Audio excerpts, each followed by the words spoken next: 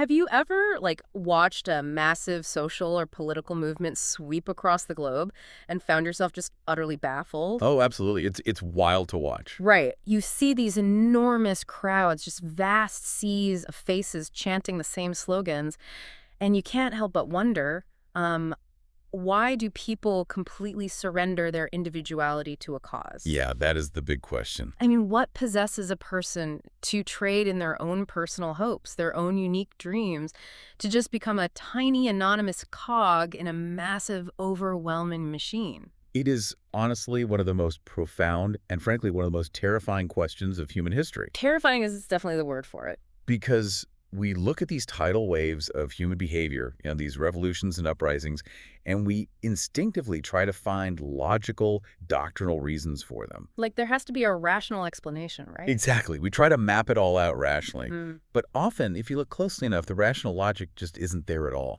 And that gets right to the heart of what we are getting into today. We have a genuinely fascinating stack of sources for this deep dive. We really do. We are looking at excerpts from the 1951 classic book, The True Believer, Thoughts on the Nature of Mass Movements by Eric Hoffer. Such an incredible piece of work. It really is. And we also have some brilliant introductory material and context provided by Sidney Hook and the editors of Time. Which is very helpful for setting the stage. Definitely. So our mission today for you, the listener, is to essentially map out the psychological DNA of the fanatic. We want to understand the inner workings of what Hoffer calls the true believer. But before we jump into the deep end of this text, we need to establish a very clear ground rule for you right up front. Yeah, that's really important here. Because Hoffer's text draws its primary examples from some of the most highly charged, devastating, and controversial historical movements in human history. Right. He looks very closely at the mechanics of Nazism, communism, early Christianity, and various forms of militant nationalism and Zionism. Which is a lot of heavy, sensitive material. Extremely. So we must make it explicitly clear right now that we are not taking sides, nor are we endorsing Hoffer's political or religious views. Absolutely not. Our role here is simply to act as your impartial guides. We are here to examine and report on his theories regarding human psychology, putting this machinery under a microscope without any judgment or endorsement of the movements themselves. Yeah, we are strictly looking at the mechanics, not endorsing the machine. Well said. Okay, let's unpack this, because before we can even begin to understand Hoffer's theories on mass movements, I mean, we really have to talk about the highly, highly unlikely man who actually wrote them. Oh, yes. His story is amazing. Because this author was not, he wasn't your typical ivory tower academic who spent his life in a library. Not by a long shot. Eric Hoffer's background is almost as fascinating as the theories he produced. I couldn't believe it when I read it. I know, right?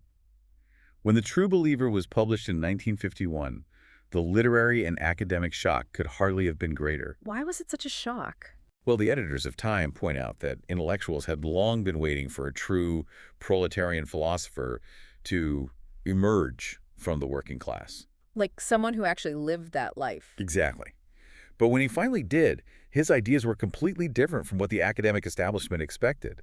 Hoffer was not a tenured professor. And not even close. He was, at various points in his life, a migratory field laborer, a gold miner, and eventually a Union longshoreman in San Francisco. Wait, a longshoreman, like unloading ships? Yes, exactly. He's doing back-breaking manual labor on the docks all day and then writing philosophy at night. That is wild. That is the reality of his life. Yeah. And he had absolutely no formal schooling. None. None. In fact, due to a severe head injury, he was completely blind from the age of 7 until he was 15. 8 years of total darkness during his most formative years. I can't even fathom that. It's incredible. And when his sight miraculously returned, he just devoured books. He was terrified he might go blind again, so he read everything he could get his hands on. Making up for lost time. Precisely. But his life remained incredibly harsh. His parents died, leaving him with a grand total of $300 in the world. Wow. $300. Yeah. He took that money and headed to California. But the text notes, he didn't go to strike it rich. Right. He went to California as a poor man who wished to better himself, but for one determined to remain poor. That is such a specific mindset. It is. And yet, this Union longshoreman wrote a book so profound that President Dwight Eisenhower personally pressed it upon his associates. The President of the United States. Yeah. He read with this easy, casual familiarity about Thoreau, Machiavelli, Pascal, and Dostoevsky. That detail in the text about his time as a gold miner just blew my mind. It really highlights how his brain worked. Oh, the expectation part. Yes. The source mentions that he was actually becoming quite successful as a gold prospector. He was. And he found himself heading into town one day, dreaming about how much more gold he could dig up on his next trip out, and then he just quits. Just walks away. He recognized that specific feeling as expectation. And for Hoffer, expectation, dreaming of the future, was almost a sin because it completely spoiled his enjoyment of the present moment. It ruined the right now for him. Exactly. He chose to be a longshoreman, specifically because there was no danger of sudden enrichment. He didn't want the burden of potential wealth. It's like someone today being offered a massive promotion to vice president with a huge salary, but they turn it down because they realize the 80-hour work weeks and the constant stress of projecting future earnings will just, completely ruin their ability to just sit quietly and enjoy their weekend. That is a perfect modern comparison. Right. He actively chose the peace of the present over the promise of the future. What's fascinating here is the stark contrast Hoffer establishes between his own personal ideal and the subject of his entire book. Okay, how so? Well, Hoffer himself represents what he calls the autonomous man. The autonomous man. Right. This is a confident person at peace with himself, fully engaged in the present moment. He has a genuine zest for life right now. Which makes sense based on his life choices. Exactly. But the true believer, the subject of his study, is the exact opposite. They don't like the present. They hate it. The true believer is driven by deep frustration, by guilt, failure, and self-disgust. They're desperate to escape the present and bury their own identity in a cause that is obsessed with some distant future goal. Okay, I'm trying to wrap my head around this. If the autonomous man is totally content in the present, they obviously don't want to start a revolution. They like things the way they are. Right. They have no motivation to upend society. So what exact psychological cocktail is required to make someone crave radical, earth-shattering change? Hoffer breaks this down into 3 necessary ingredients. Okay, what's the first one? He argues that discontent, all by itself, is actually not enough to create a mass movement. Wait, really? Just being miserable isn't enough? Not at all. You can have a profoundly miserable population that suffers for centuries and never revolts. To plunge headlong into a movement of vast change, a person must have, first, a sense of power. A sense of power? Okay? Yeah. Second, they must have an extravagant, almost wild hope in the future. Like an obsession with what's coming. Yes. And third, and this is the most counterintuitive part, they must be completely ignorant of the sheer difficulties involved in their vast undertaking. Ignorance? Why would ignorance be a requirement? Wouldn't you want, experienced, pragmatic people leading a massive societal shift? You'd think so. Yeah. But Hoffer says experience is a severe handicap. How is experience a handicap? Because if you actually know how complicated human societies are, you know that tearing one down and building a new one from scratch is nearly impossible. Oh, I see. You'd see all the pitfalls. Exactly. You hesitate. You compromise. The people who started the French Revolution or the Bolshevik Revolution were wholly without political experience. He didn't know what they were getting into. They had to be inexperienced because anyone with experience would have seen the horrific difficulties ahead and just stopped. So you literally need people who are naive enough to believe it's actually going to be easy. That makes a terrifying kind of sense. It really does. But who actually resists this kind of change? I would assume it's just the people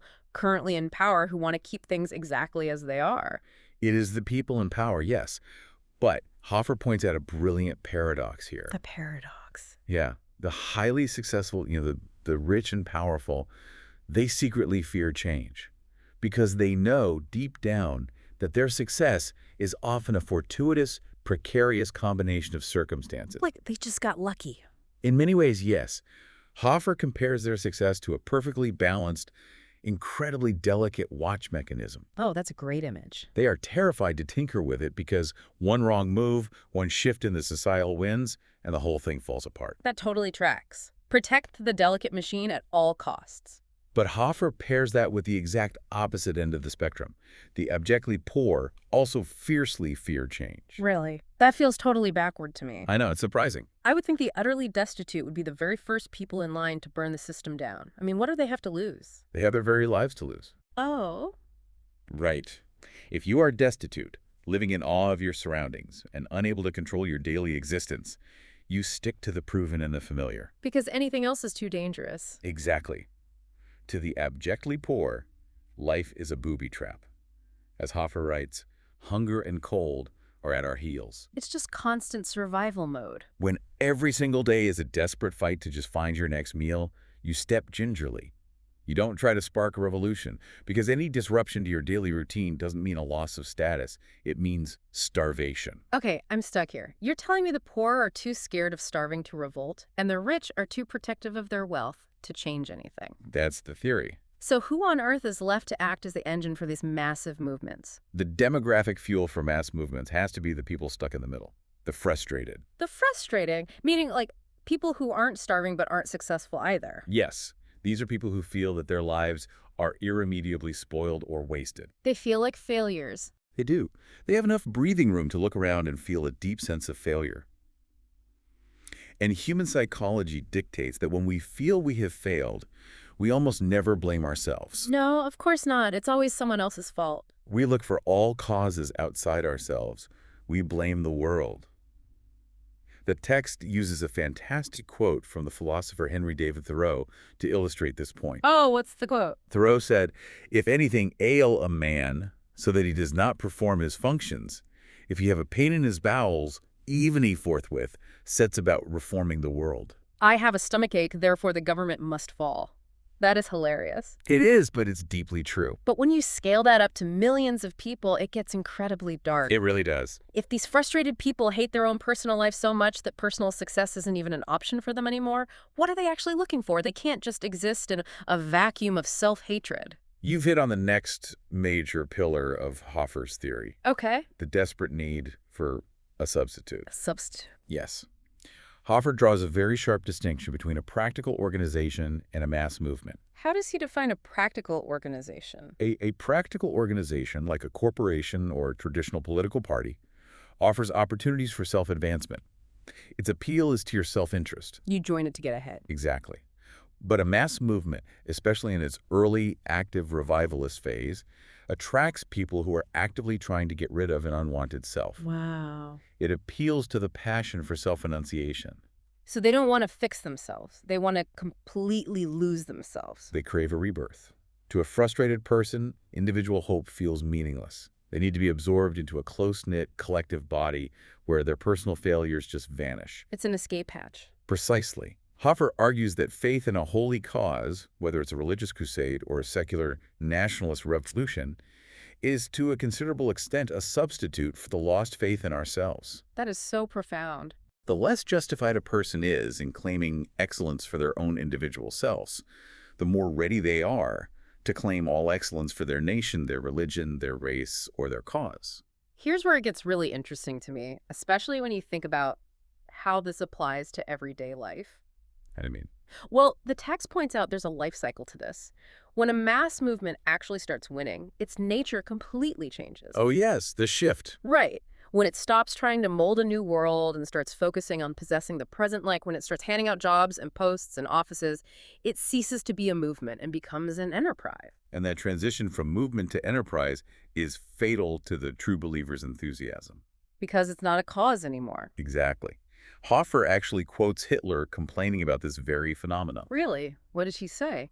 Hitler noted that when a movement starts handing out government posts, it attracts inferior stuff. Political hangers-on who overwhelm the successful party until the honest fighter of former days doesn't even recognize the movement anymore.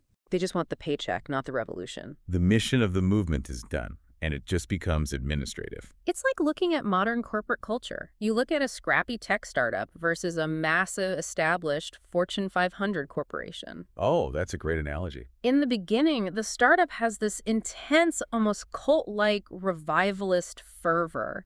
People are sleeping under their desks.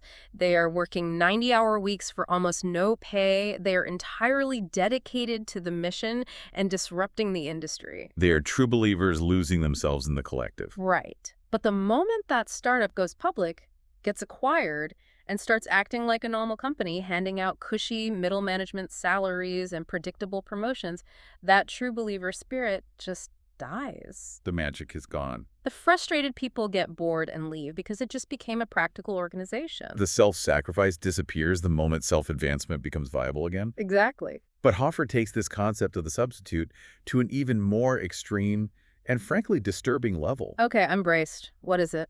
This raises an important question, which Sidney Hook highlights in his introduction as Hoffer's most astringent analysis. Okay.